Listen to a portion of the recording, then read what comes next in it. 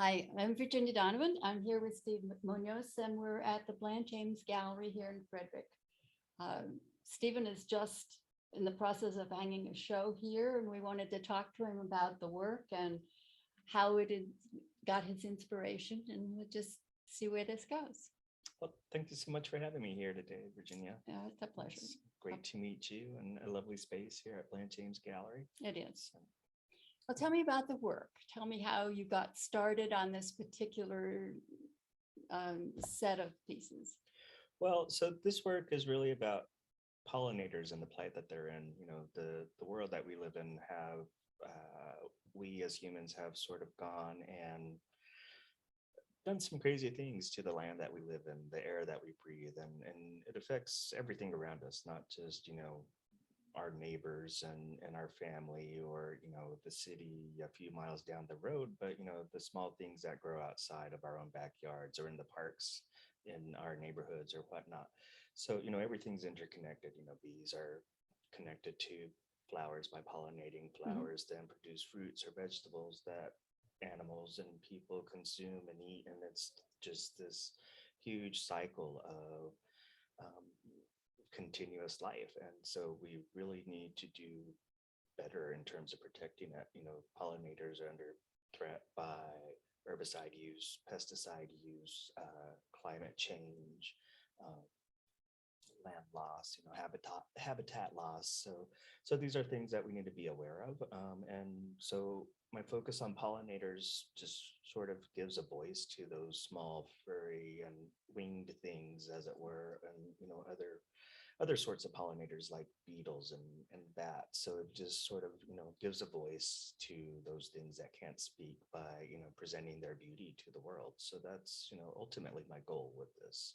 And you do them so large, Some very are large. small things, and your work is very large and very dramatic and powerful. Well, it's sort of, that's kind of the intention. You go outside and into a park or into a garden and you see a flower with the bee on it, and you don't really notice the bee. You see this little thing buzzing around, making a noise, or, you might be swatting because you're afraid of them. But, presenting them in such a large format, or, in your face kind of mentality, kind of maybe hopefully provides the viewer with, the realization that it's something beautiful to behold, that bees are feathery, that butterflies have scales on their wing, much like fish scales, and then, they're holographic in nature and not really the color that you think they are. So, it just gives a sense to the viewer that, there might be something more out there that they haven't ever really thought about.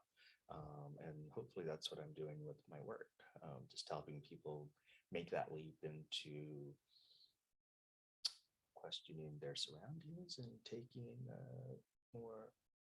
More care. more time to observe or to notice. Yeah.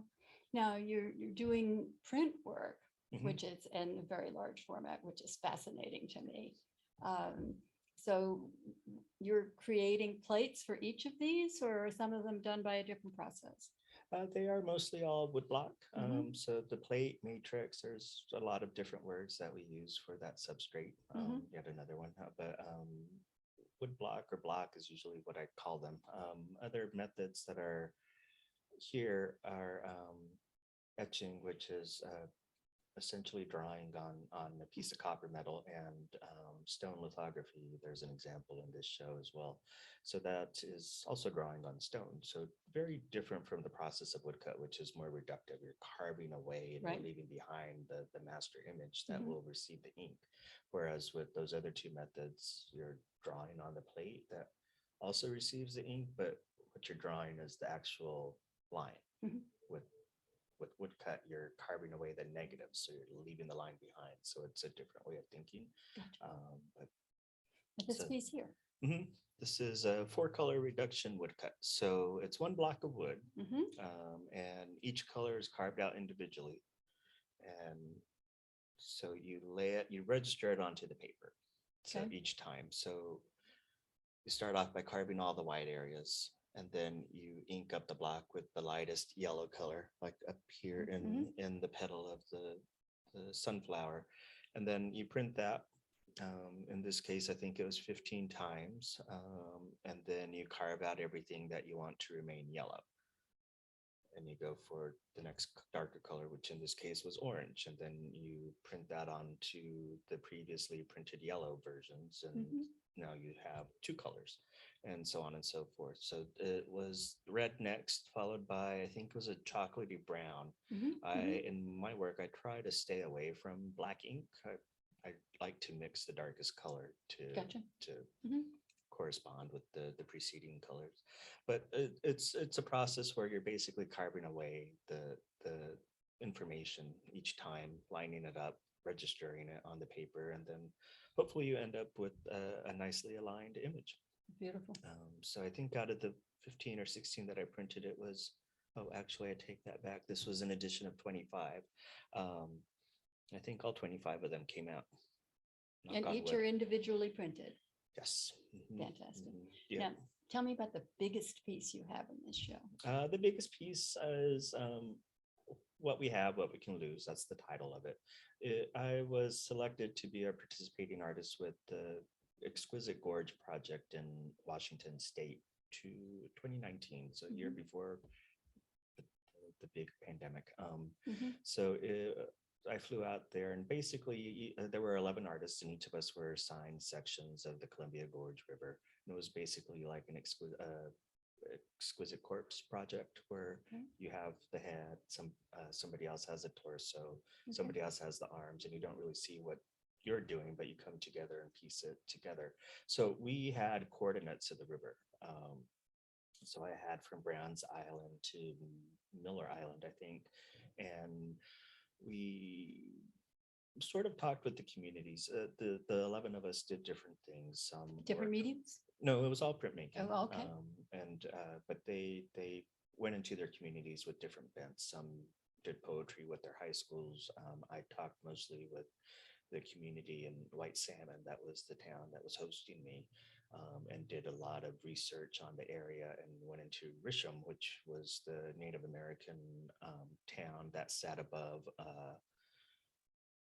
the Salila Falls, which is in the middle of my section of the river. So basically, our coordinates would align. That was the only thing we didn't change on the woodblock, were the coordinates. That way, the end of my block flowed into the next block on either side, and mine was happened to be in the centerpiece. So it's number 6.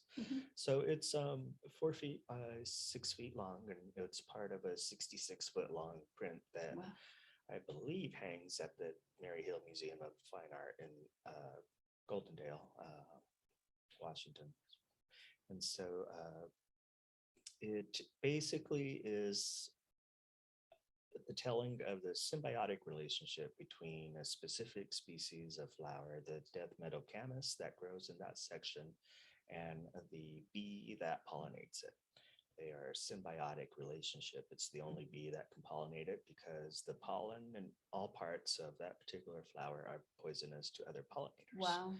And so if something happens to one or the other, there's no more of either species of that bee, which I can't remember. It's an Andrena species, but I can't remember specifically the name of it right at the moment. But so it's just, it's again talking about the fragility of the ecosystems that we have. They're just, any agricultural runoff or